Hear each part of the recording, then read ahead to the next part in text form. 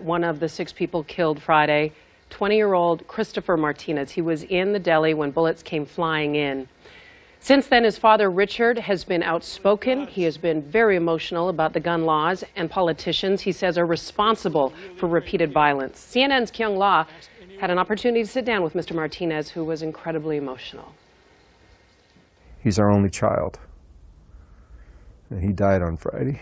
I'm 61 years old now. I'll never have another child. He's gone.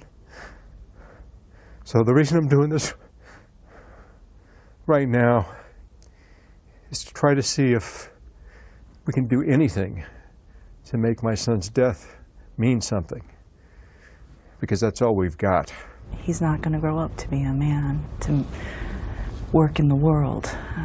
What did we lose? He was articulate, determined, nice, and tough.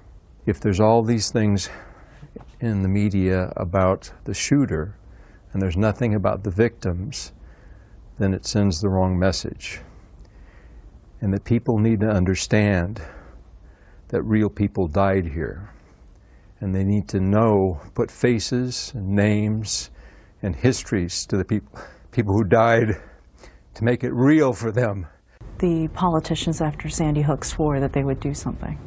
We're all proud to be Americans, but what kind of a message does it send to the world when we have such a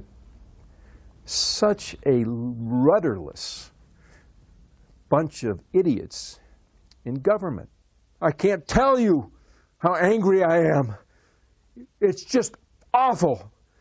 And no parent should have to go through this. No parent. To have a kid die because in this kind of a situation, what has changed? Have we learned nothing? These things are going to continue until somebody does something. So where the hell is the leadership? Where the hell is these people we elect to Congress that we spend so much money on? These people are getting rich sitting in Congress. And what do? They don't take care of our kids. My kid died because nobody responded to what occurred at Sandy Hook. Those parents lost little kids. It's bad enough that I lost my 20-year-old, but I had 20 years with my son. That's all I ever have. But those people lost their children at 6 and 7 years old. How do you think they feel? And who's talking to them now? Who's doing anything for them now? Who is standing up for those kids that died back then in an elementary school? Why wasn't something done? It's outrageous.